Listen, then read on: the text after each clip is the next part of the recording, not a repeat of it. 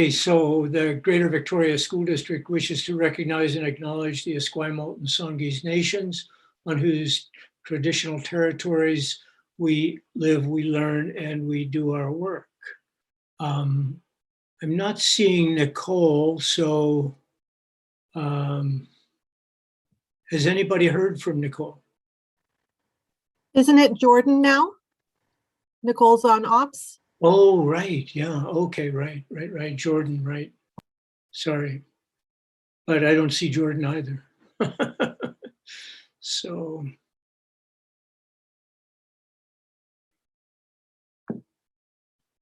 All right. Well, we need a quorum to approve the agenda.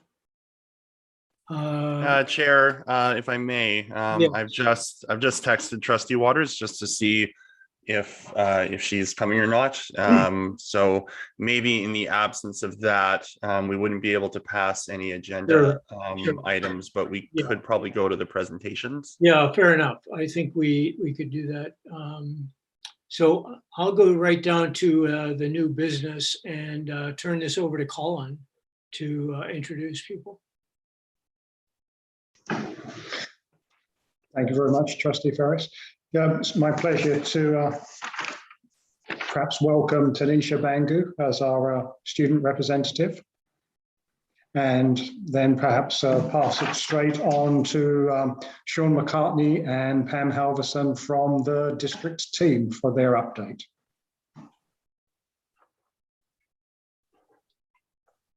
Thanks, Colin. I think I'll jump right in. I think, Sean, you're going to share the slides.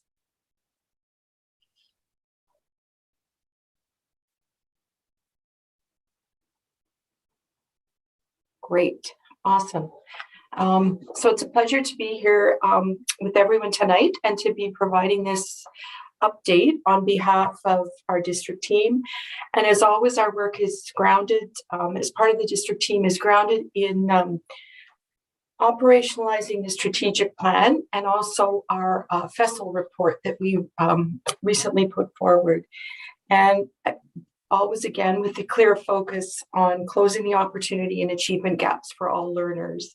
And so this evening, we're going to talk a little bit about some of our continued work from last year, for some of you who may recall, when we shared some updates related to 4 key areas: homeschool partnerships, effective student supports, professional learning, and infrastructure.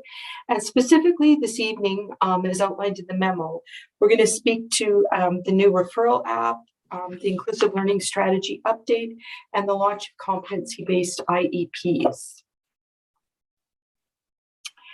And so we continue to reflect on this image as a visual guide for our work, that by weaving things together, by people working together collaboratively, together we are stronger. And so the examples that Sean and I will speak to tonight highlight the collaborative work of our entire district team and our collaborative work with our partners in schools.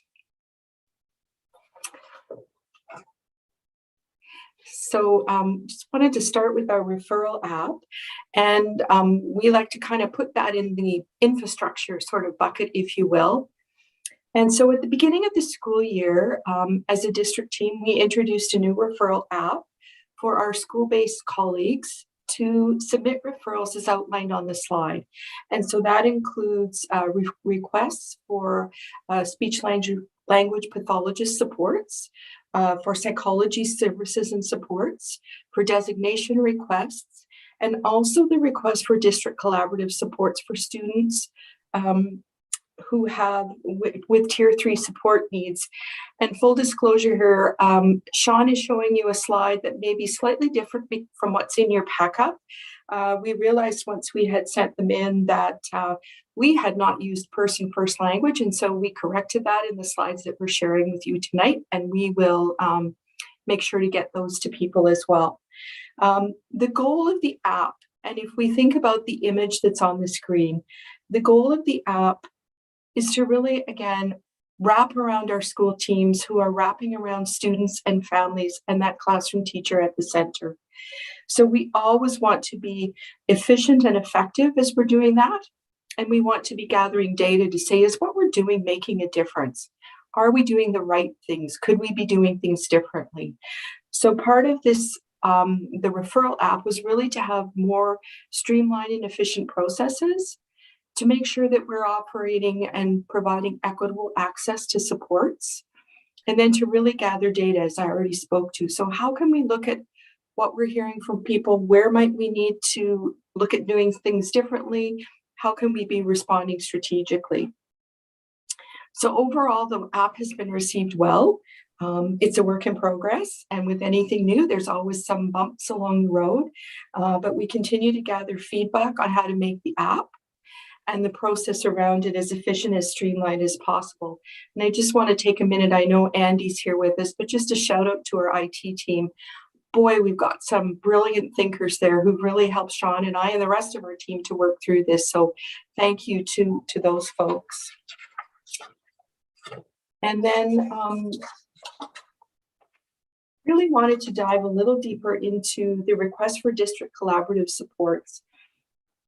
And if we think back to that visual image that we had on the slide before, we know that our role is to really wrap around those teams that are in our schools. And we have great people doing great work in our schools. And so as teams reach out to us for additional support, and as we wrap around those school teams, we really want to build on the work that's already happened in the school. We know that there's a long story of support for students. And so how do we come alongside and to be curious problem solvers and say, what could we collaborate on? What haven't we thought of? How can we really look at this in a really holistic way? Who else do we need to bring into this conversation as we look to provide those supports for some of our kiddos who have some really complex things going on?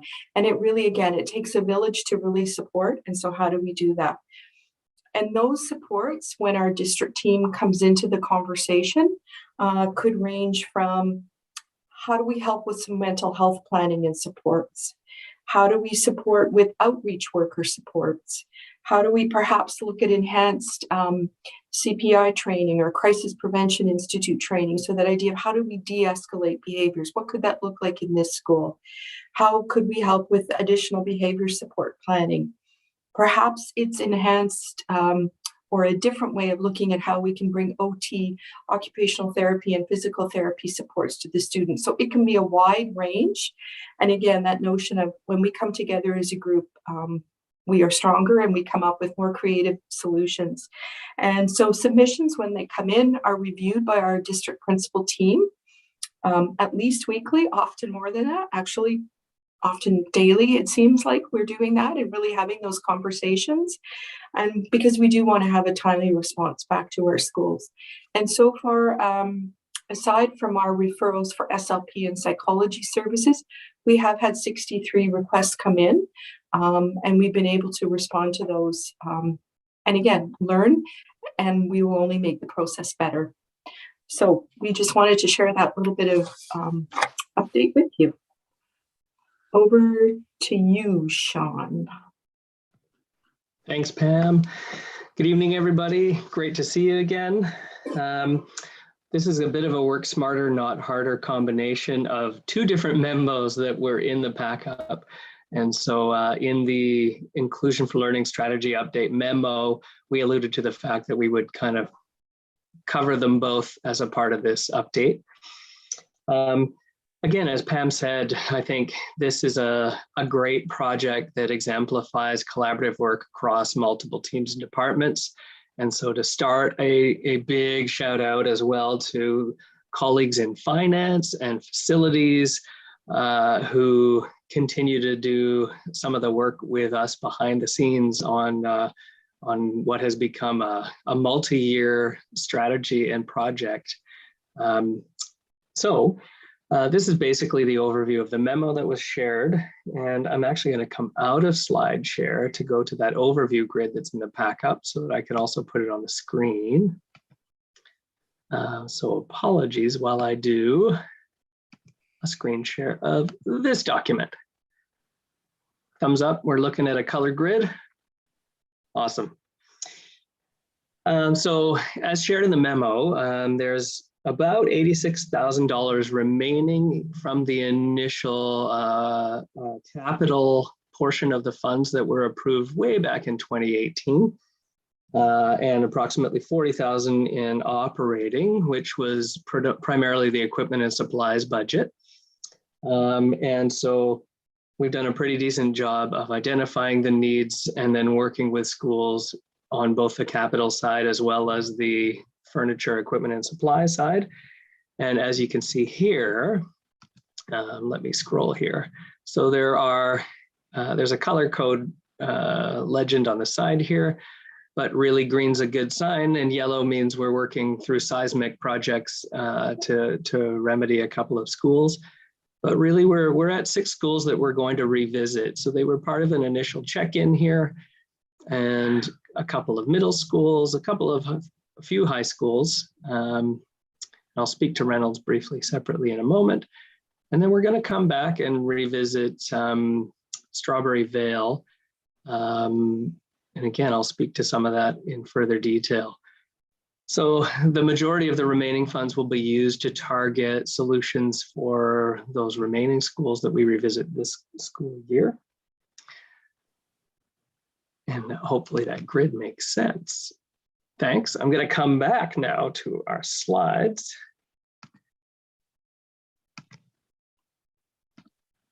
Hey, that worked like a charm. All right. The other kind of exciting things are, as a result of this, we've discovered a couple of different ways to look at accessibility needs as we revisited spaces. And so whether it was under space and capital or equipment and supplies, as a district, we have a high percentage of students who are visually impaired or blind and are strong academic learners as well. And 2 of those students transitioned into high schools in the last couple of years and really required a pretty significant upgrade in terms of Braille signage around the school in order for them to, navigate independently and truly have an accessible space. So that was an exciting offshoot of this strategy that we wanted to bring forward and share with you. In addition, I think this is exciting. The boundary review impacts are starting to be seen and felt. So what's exciting is that as we're revisiting and connecting with schools, we're starting to see things happen in both directions. So George J is an interesting example of a school that was very, very tight on space. And as a part of the boundary review, has actually been able to reclaim some space. And even though they're green, we're, through an equity lens, we're continuing to look at supporting them with an additional sensory space they're calling the Zen Den. A really neat example of a positive impact of the boundary review and this strategy being able to stretch to support reclaiming a space. And Hillcrest is an example of a school that has started to grow as a result of the boundary review. And so when they were initially green across the board, we've reconnected and revisited with a new space that we're reclaiming that was storage. So it's a pretty neat couple of examples that we wanted to bring forward and share as the impacts of the boundary review work starting to come forward. So as you can see, updating the grid, being responsive to emerging needs. And finally, I said I would speak to Reynolds. A quick update is that in addition at Reynolds, which is a school that has a district programming opportunity, we were able to review their accessibility needs and make some good upgrades to the infrastructure there as well as a part of this strategy last year. Sorry for not including that in the slides as a specific example. And then, as shared last year, so this is not only an example of infrastructure and capital planning and creating spaces, but last year when I did an update on the strategy, we talked a little bit about, it's one thing to create space, it's another thing to support staff and students in learning how to and then delivering on how to meaningfully use these spaces in a way that supports learning, in a way that is meaningful. I wanted to bring a story with some visuals to kind of capture and showcase some of that work. Rogers School, again, they were able to create a pretty amazing space with the equipment and supplies. And really, it's a story of collaboration as well. As Pam mentioned, we have occupational therapists who are contracted through Island Health. And so the team at Rogers, administrators, school-based team, classroom teachers, and their occupational therapists got together and said, how do we make this something that will work for everyone, and what needs to be in place? And so in designing this, they looked at staff meetings, professional learning for adults, and then kind of direct instruction for kiddos across the school. So this is a quick screenshot and an example of a template that our OT colleague put together. Actually, OT colleagues have put together and used in a number of schools. Kind of a visual for school-based colleagues thinking about from a classroom space right through to alternative spaces outside of a classroom. So you've got a classroom quiet space, a classroom working space, classroom movement space. Outside of that classroom spaces for regulation. So again, just going beyond the idea of creating external spaces and really thinking through meaningful use of space within classrooms and beyond. And then the next two slides are really just samples of some of the fun, creative visuals that students and staff helped put together through input around, and there were others. There was one sample from a school that talked about using superheroes and Marvel characters because they wanted to embrace that this is a strength-based thing for kids. And so as you can see, they're kind of fun. Kids can really connect with them. We've got some neat alliterations here. So sun, spirit, stretch. We've got, you know, a little language component worked in. So a really neat approach. And really, these are universal visuals that are available for all, taught to all, and useful for all. And at the same time, some really targeted visuals that are still available for all, taught for all, but maybe only used by one or two students. So these are samples of some of the visuals that, you know, some of our learners with maybe the most, maybe some of the more complex support needs or who have some communication needs might be using some of these visuals in order to access what to do in the various spaces. In addition, along with some of these visuals, the example at Rogers, they worked to build individual toolkits as well for a couple of students. So that again, depending on the various zones they were in, they actually had little toolkits that they were able to use in multiple zones around the school and their classrooms. So all in all, a pretty positive update around the Inclusion for Learning strategy. I'm going to keep going with the final example from our memo. And again, as Pam said at the beginning, and I hope you're hearing a thread weaving throughout that even though Sean and Pam are here to speak, these examples really showcase work well beyond our department or the learning support team. So again, competency-based IEPs. This is collaborative work that is taking shape across the full district team. And it says shifting. So I think that prompts the question, well, why change? Why are we shifting? So the IEP is an individual education plan. And for all students with a ministry designation, we're required to have an IEP in place. And what we're doing is we're looking at shifting to what's called a competency-based IEP. What is that and why are we changing? Well, there was some feedback gathered over time, and I'll say from you know, as far back as quite a few decades, but really teachers, learning support teachers, case managers, parents,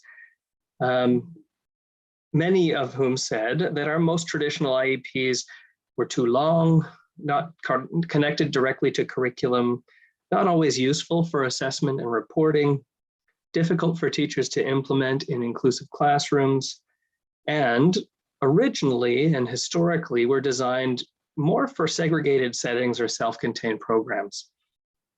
And so what happened is over time, and then most recently, especially with folks like Shelley Moore and inclusive leaders in our province and beyond, really advocating for a change to the process behind these critical planning documents. And that led to the creation of a provincial task force to create an IEP process that would better align with the redesigned curriculum through the core and curricular competencies, hence the name competency-based IEPs. Some say, if done well, this new approach gives teachers and school teams that blueprint for the how of inclusion. And so the vision is quite powerful, and we're excited to be embarking on a journey to shift. This slide really speaks to the heart of the shift. So the heart of the competency-based IEP is the development of student agency in their learning journey. And again, I'd say the heart of the redesigned curriculum and our mission to raise educated citizens. It's also about solidifying the homeschool partnership for students with the most complex support needs and others. In addition, you'll see place in the corner of this diagram because this new approach to planning really hinges on a strong understanding of the places where students are learning. Place matters because we all want students to feel a sense of purpose in the locations where they are learning. It's kind of like the difference between existence and belonging. So without a sense of purpose, it's hard to belong in a place. So these IEPs, we feel, can better help staff, families, and students make the connection between the places they are in and their learning goals coming to life. I'm going to hand it over to Pam to finish our slides on this section. And as Sean said, we are just beginning this journey, and it will be a multi-year journey and probably beyond. And so, as you can see, it will be a multi-year implementation plan through to 23-24. That is when we hope that we're at that point where we can say this is what we are doing as a district and moving away from the old version of IEPs to this competency-based IEP. And again, looking to other members of our district team who I know are here, there was some great work done last year with 4 pilot schools across our district. And a shout out again to those people in those schools who were willing to jump into this work and embark on a journey. So Oaklands, Willows, Monterey, and Lansdowne piloted using these IEPs in their buildings last year. This year is a soft launch. And in September, when we met with all of our learning support teachers, counselors, and administrators, we said, who would like to start on this journey with us this year and be a part of this? Who's keen? And we had, oh gosh, Sean, we had many people put their hand up and say, yep, we want to come in on this and we want to learn as we go. And so that's been great. And I know there was actually a session this morning for those folks who are wanting to implement this year. And again, it's really that learning and growing together. And not only are we doing this as a district, but we are in good company as there are many other districts across the province and actually quite close to us in our neighboring districts that we're working side by side with. What are you learning? How is it working? A huge piece of this is parent information and communication. So that idea about what's changing, what's the same. We want to reassure parents of that. And so that information is being drafted and will be shared in the coming months. And we really want this to be an opportunity, as Sean said, for parents to be engaged in that process in a much more meaningful way. And that's something we know that we believe that it will happen through this different way of looking at developing IEPs. So we will be happy to come back and share more about that as the year unfolds. And then last slide, we just really like to end with this because, again, we think the vision of it is, again, that we are stronger when we work together. And everything that we have shared with you tonight is certainly collaborative work through our team and our partners in schools. And we look forward to continuing the learning and the work together. So thank you.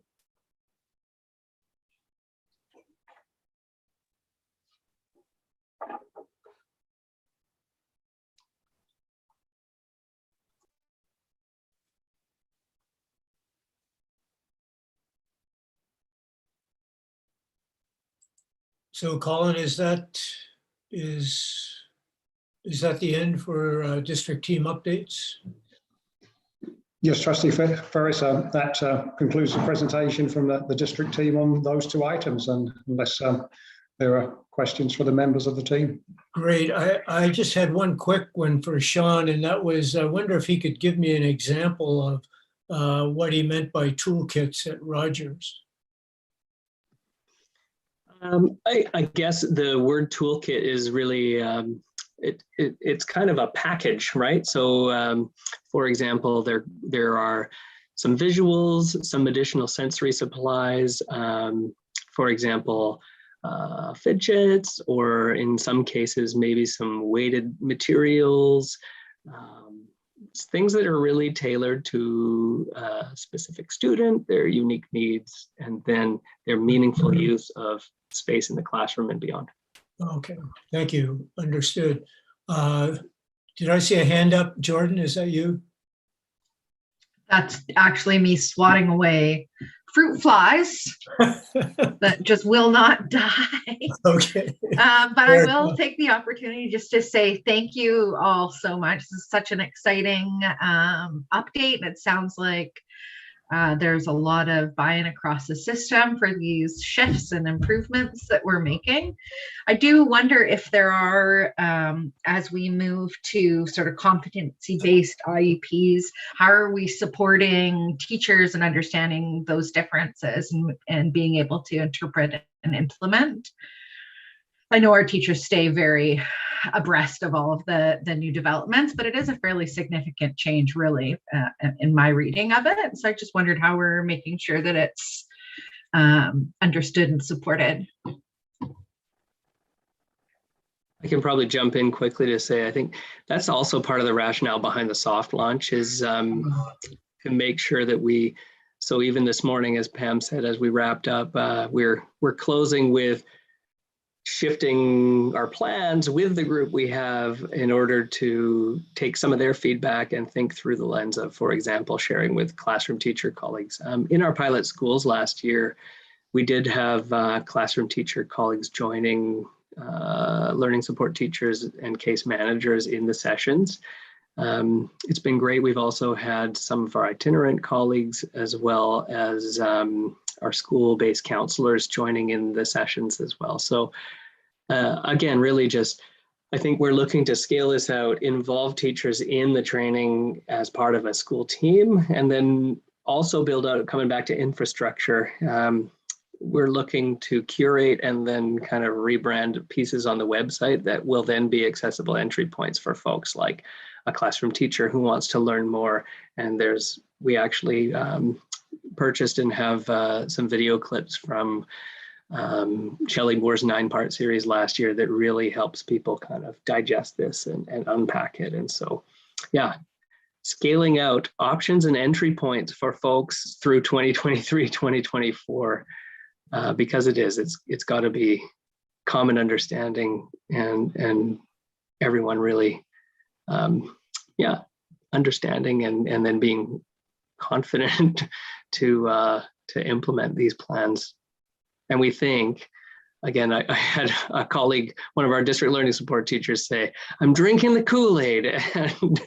And it's the living it alongside some of those pilot schools and seeing the benefits that classroom teachers are sharing, that families are sharing, that our colleagues in schools are sharing. So we're confident we're on the right track. Sounds great, Sean. We had Ryan, and then after you, Ryan, I think we'll try to move our agenda. Yeah, just a couple questions through you, Chair, to Pam and Sean. First off, if it is Kool-Aid, as long as it's not blue raspberry, we're good. So personally, I just really appreciated all the fantastic work here. Seeing the information about George J and seeing the boundary review come into effect is really exciting, especially given what we started. Certainly the challenge with that discussion and moving in the direction we did, we're seeing the benefits now, which is really exciting to me. And just a couple really quick questions, probably for you guys, more just for my own information. In terms of submitting the referral app, who is responsible for submitting that? I'm assuming you can it's accessed online. I think we actually talked about this previously. You can get through it to the district website, but just like who is submitting that?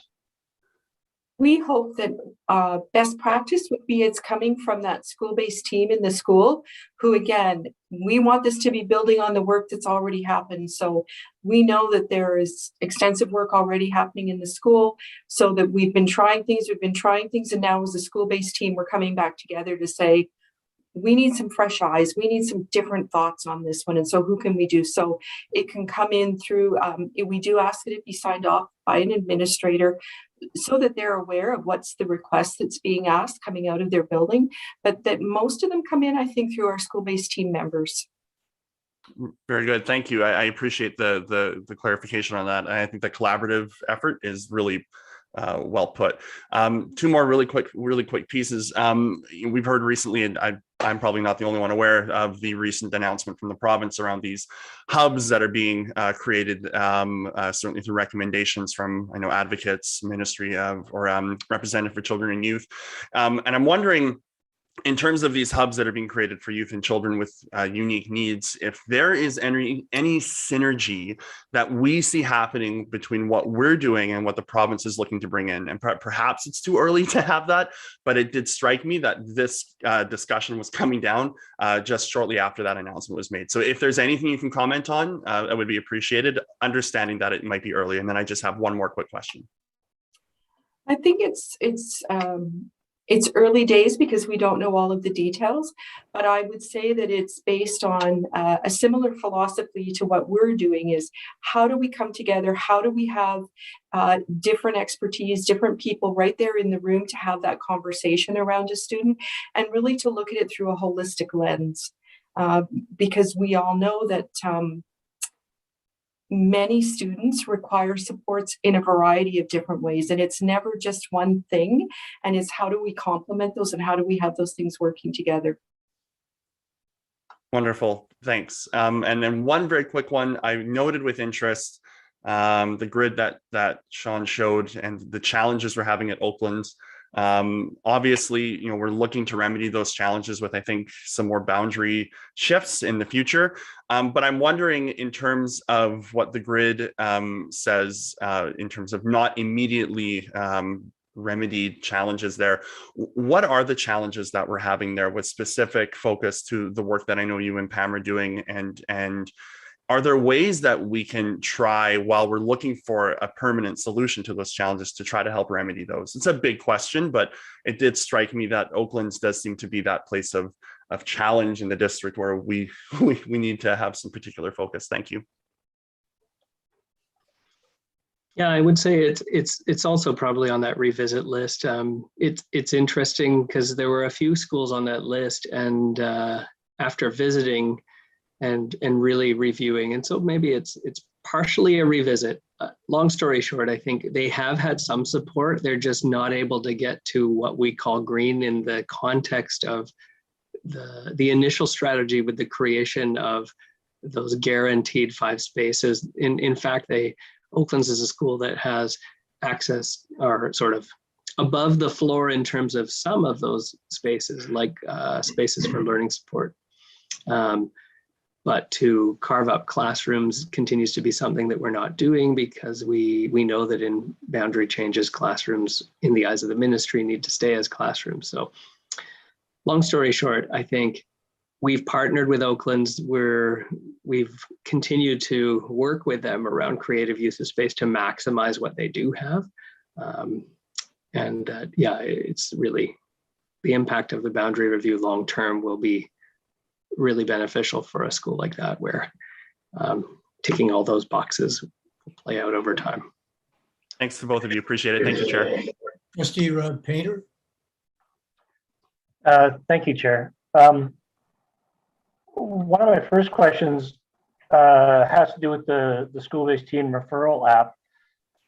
As long as I've been had anything to do with the board, even when I was sitting in the cheap seats, one of the biggest questions about designations has been about a wait list, whether a wait list exists, how many people are on it, how long are they on it, that sort of thing.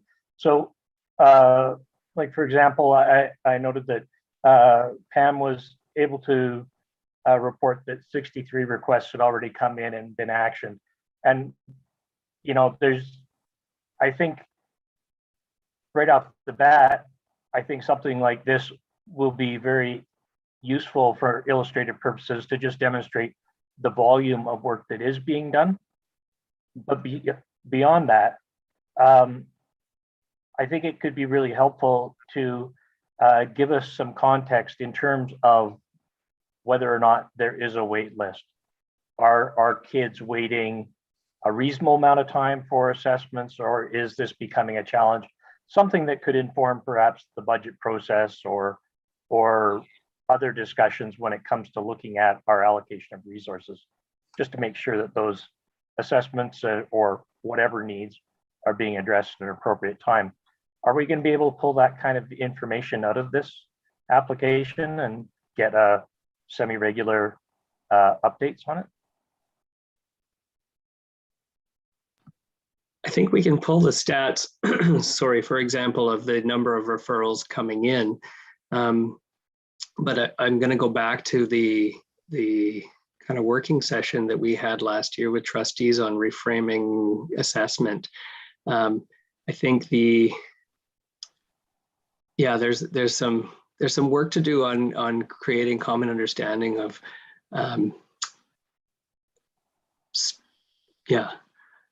the perception of a wait list versus the work that we do to we process referrals in a very timely, quick, and responsive way. So I think that's the data that would come out of the app. And I think, I think maybe we need to revisit perhaps in a different working group, maybe a continuation of the conversation with trustees around that whole assessment thread and the myths versus realities component that we talked about last year. Absolutely, and I do apologize for using the term wait list. I recognize it's a loaded one. That was not my intention. No, I'm just curious about how effective is the district in meeting the needs that have been identified by school-based teams and signed off by administration. These are not small suggestions. You know, we respect staff to be able to identify where real challenges are and bring them forward. And I'm looking for a good news story out of this. That's what I would like to say. With respect to the competency-based IEPs, I noticed my colleague Trustee Waters did mention doing some additional reading about it. You mentioned a task force. Is there any documentation that's available about this move to competency-based IEPs in terms, competency-based IEPs? Is there anything more substantial than this presentation to kind of give us a sense of what's going on?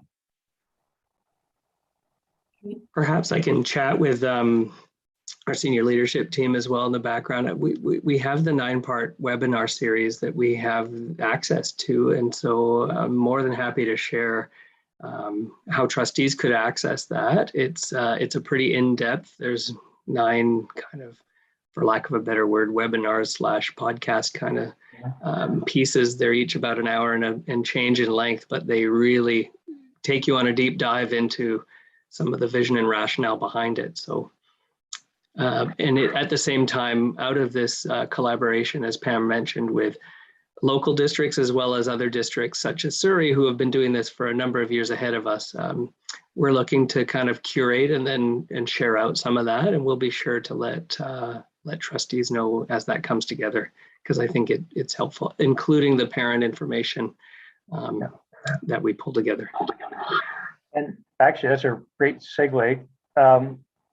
When I think about IEPs, I think about just how important they are, or how much value parents and students place on an IEP to give them confidence about the supports that are going to be delivered. So with respect to the soft launch and recognizing that it's now moving forward, is there perhaps an opportunity through, like I know VCPAC has a group, or is working on a group to have parents of students with designations, for example, working together? Is there some consideration for getting their input to ensure that we're communicating in both directions and that we can be informed by the experiences of the parents and students as well have had along the way?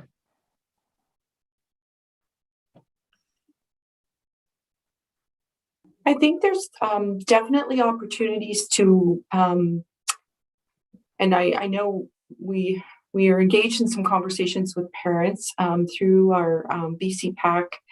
I think there's definitely opportunity to meet with parents and help them understand what the competency-based IEP is all about, and to get their input on what they have questions about. And so that whatever we are creating, as I mentioned, we are creating some draft documents about what's different, what's the same.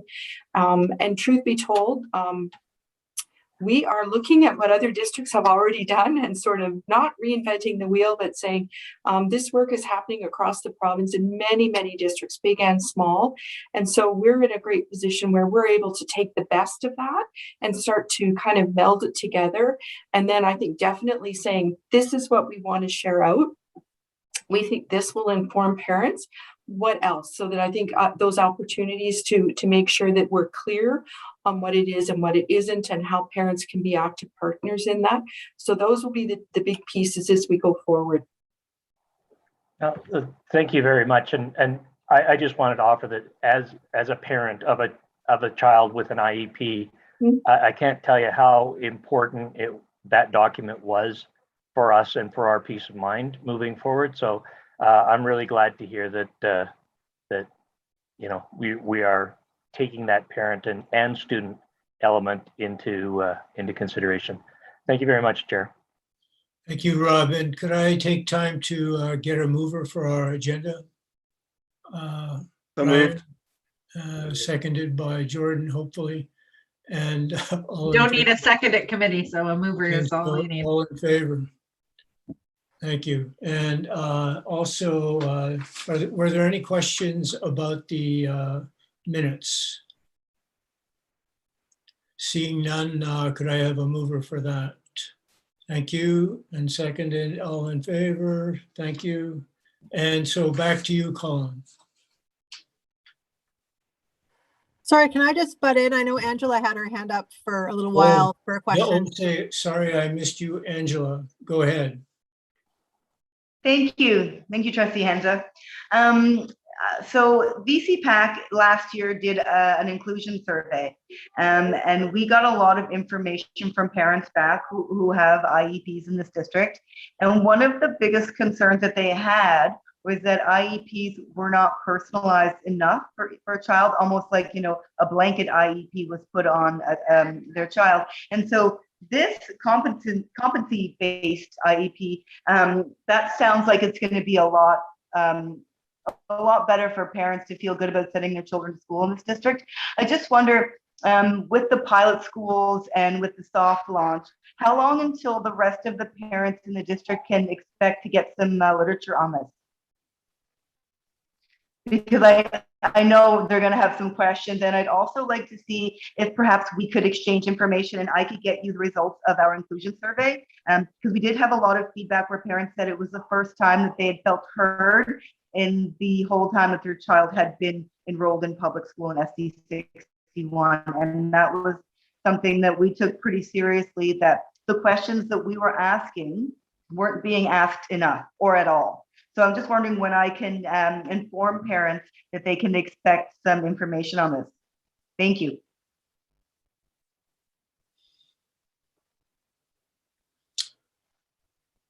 Colin, perhaps. Looked like Mr. McCartney was just about to respond to that question. Thank you. Fair enough. Thanks, Angela.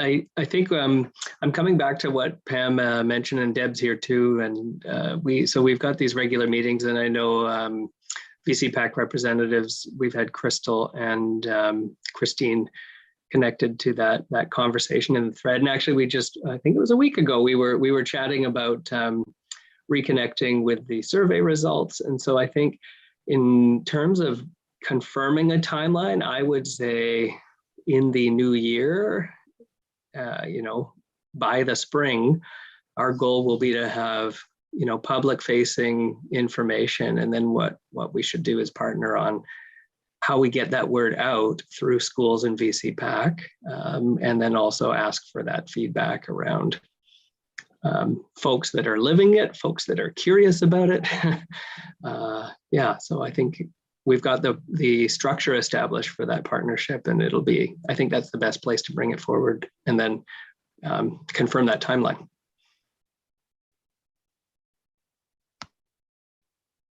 Ryan?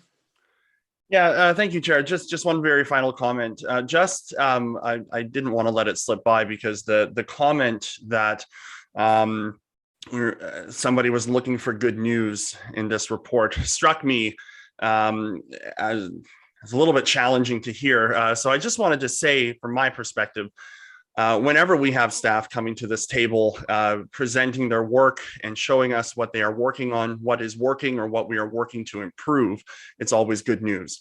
This is good news here that we're receiving, and I know that everyone has their heart in it. So I appreciate that, and I appreciate that you will continue to work to provide us with more good news. Thank you.